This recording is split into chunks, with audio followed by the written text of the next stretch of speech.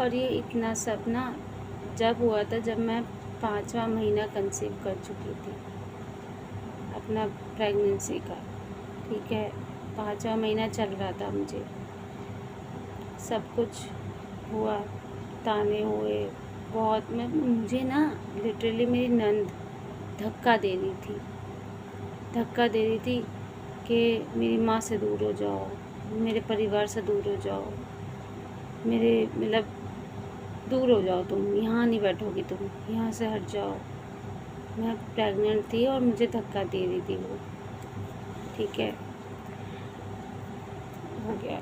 फिर मेरी बहनें आ गई थी, बड़ी वाली दोनों। ठीक है, उनको बुलाया गया था क्योंकि मुझे संभालने वाला कोई था नहीं।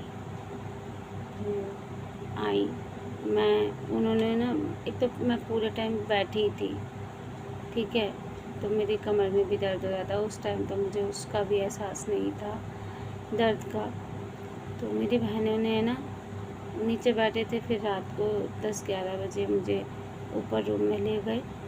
मुझे बोला तो आराम कर ले। मेरे एक तो आँखों में नींद नहीं थी क्योंकि घर में दर्द हुई थी और मैं उसको वो सदमा था मुझे, मैं अकेले बैठ भी नहीं। उस रात मैं बहुत मुश्किल से सोई थी, आराम नहीं ले पा रही थी मैं बिल्कुल भी, क्योंकि मेरे दिमाग से ना वो चीज़ें जा ही नहीं रही थी। क्योंकि जाएगी कैसे, सारी चीज़ें मैंने अपनी आंखों से देखी थी। ठीक है, तो अगले दिन की बात बताते हैं। अगला दिन आया, पोस्टमार्टम के लिए तो बॉडी चली गई थी भैया की। ठीक है, अगले दिन आई थी वो।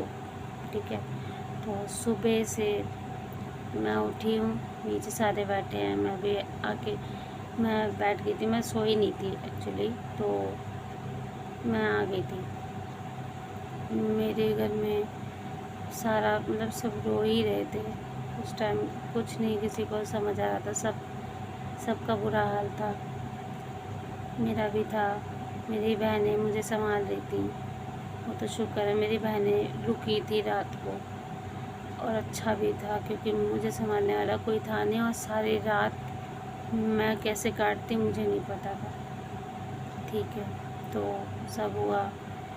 मेरे मतलब भैया देवर की बॉडी आई, उनको ले भी गए।